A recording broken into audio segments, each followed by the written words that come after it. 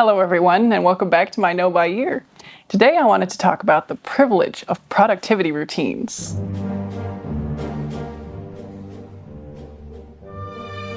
So many prevalent influencers and examples of influencing content focus on the notion of productivity and morning routines. Productivity routines, evening routines, ways to get more done, ways to be an it girl, be that girl, be somebody who has it all together. Now the thing is, largely these performances are put on by people who are either self-employed, have no kids or no external obligations and responsibilities, or if they do have jobs, they're not typically the kinds of jobs that force you to get out of bed at 4:30 in the morning to start working at the bakery at 5 a.m. Not talking from personal experience or anything. But back in those days of my life, I slept in the clothes that I would have to go to work in because there was no time for a productive morning routine. I just had to get out of bed and get walking to work. The problem with these productivity routines and productivity influencers, to me, is that they make the regular person feel deficient in some way, or feel like they should have some kind of routine like this. And then people can start to feel a little defeated or less than or not productive, like they don't have their life together, like they're not that girl, if they can't stick to one of these routines. It's almost like it's feel bad productivity in reference to one of the books on my to-be-read list called Feel Good Productivity by Ali Abdaal, one of the biggest productivity influencers or content creators. And no shade to him. Full disclosure, I haven't started reading this book yet, and I still hope to get useful information out of it. I will share when I have. I was kicking myself actually for not bringing all of my productivity books. Along with that is Slow Productivity, and then there's an older productivity book that I wanted to read, and The Comfort Crisis, but those are all on my to-be-read list to share my findings with this channel actually. Stolen Focus, that's another one. But I went on a road trip, and all I had was Wear It Well by Alison Bornstein, this one here. And after I rapidly read this, the only thing that was left in the car was A Portrait of the Artist as a Young Man by James Joyce, which was really a change of pace.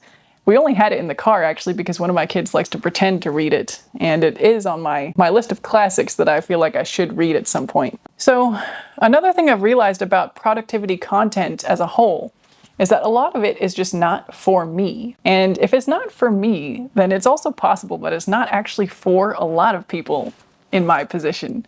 A lot of people working more regular jobs. And I think those of us who are not in a position to execute well on these so-called productivity routines risk feeling like we're less productive as a result. And I just don't think that's a healthy mindset to put ourselves in through the repeated exposure to this kind of content. We have to view it through the lens of the privilege of productivity routines and how it's not something that's afforded to everybody. And indeed, I think this extends to the notion of all self-help resources. It might be bold to say that, but I think all self-help is not written for everybody. Ironically, it's written to be as appealing to most people as it can be. So it's written for everybody and also for nobody as a result. It's not specific enough to really help anybody, and it's not general enough to truly help everybody. It's just not a possibility that you can write something that targets 100% of any population. But I've realized now, firmly and truly, that self-help as a genre is perhaps more useless than helpful. It's full of false promises or false proclamations of the results that can be had because chances are it's not going to apply to you. And then when you consume all of the self-help resources and nothing positive happens in your life as a result, you can start to feel deficient in some way. Or like it's your fault that you can't stick to the routine, or you're not organized, or your atomic habits haven't led to meteoric success in whatever goals you've been working on. So I've learned to stop falling for the self-improvement purchases, certainly the purchases of self-help books, and then also the promises of self-help gurus online, all of those videos on YouTube about becoming more XYZ, like it's probably not going to make me become like that, even if it's entertaining content for the moment.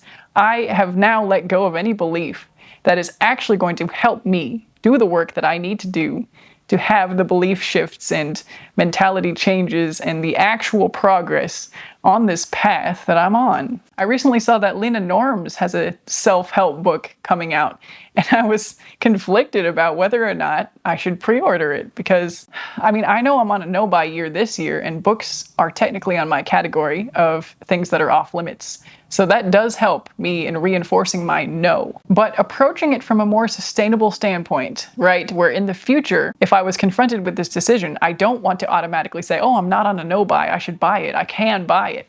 I want to think critically and have the right values in place to make me make the educated decision, right?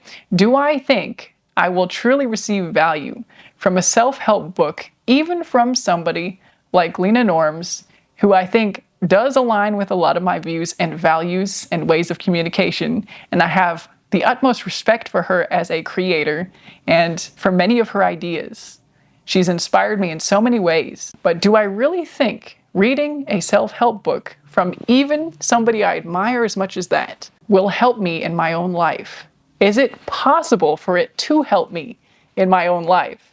I just don't know anymore. I just don't know if it's going to cause any real meaningful changes or improvements in my life. It might be an entertaining read. I have no doubt, actually, that I would enjoy reading it. But is that enough of a reason to buy something? And again, this gets hairier because it touches on other issues like wanting to support her as a person and a creator.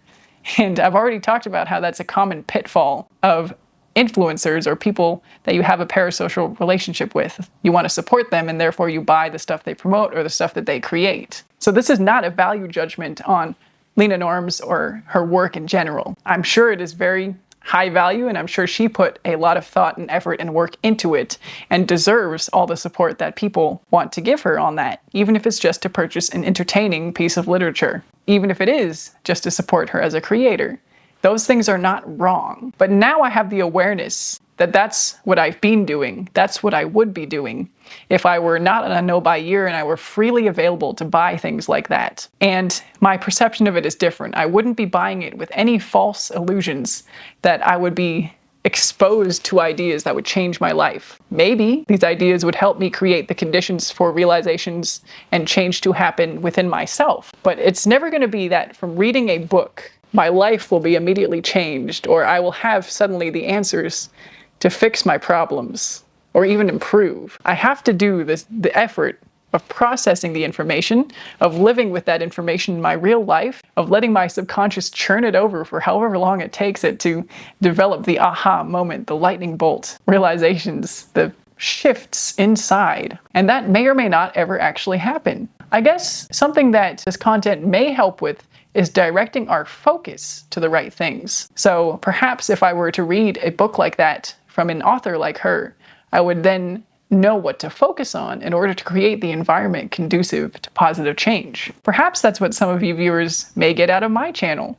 By learning what is helping me in a real-time feedback way, somebody who's currently on the journey, maybe it'll direct your focus into the helpful areas that might create the right conditions for you to have realizations and change as well. That's all I can hope for, I guess. And I guess in my case, I would also like to believe that I'm modeling a path towards positive change.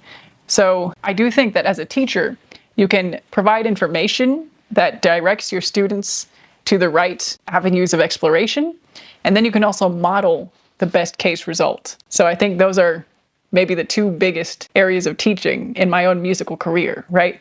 So if I have a student, I always try to make sure that my output, what I perform when I play, is the best I can possibly be, the best that I know how to present, so that if they end up emulating me, it will be the best. And then when I tell them things, I try to feed them the information that corresponds with the next step of their development so that they can reach that step for themselves. They have to pull themselves up the ladder. I can't do that for them.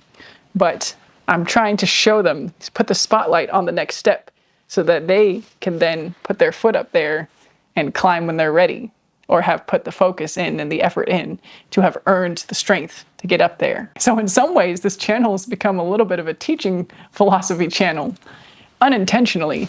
To conclude this video, going back to the thesis, I don't think it's necessarily problematic to do or to have productivity routines, or the privilege to do productivity routines. I think the problem is that showing it kind of gives an illusion that everybody can achieve this, that this is the path towards real progress, that going through the motions can create real change, when in reality, it's not quite that simple. And also that in the structure of today's society, even going through the motions of some of these routines is just not even a possibility. I'm looking at you, those who get up at 4 a.m. or 5 a.m. and drink a green juice and go to the gym and do all these things before 8 a.m. even hits. Like, for some people, they just need to get enough sleep so they can get to work. They might not have the mental bandwidth at the time to do a morning meditation or plan out the tasks of their day because they're too busy doing the tasks of their day and trying to get by. I'm talking to all you parents out there too. Chances are you're probably not having a peaceful morning routine at 5 a.m.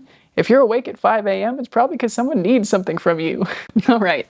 With that, I will see you in the next one. Bye for now.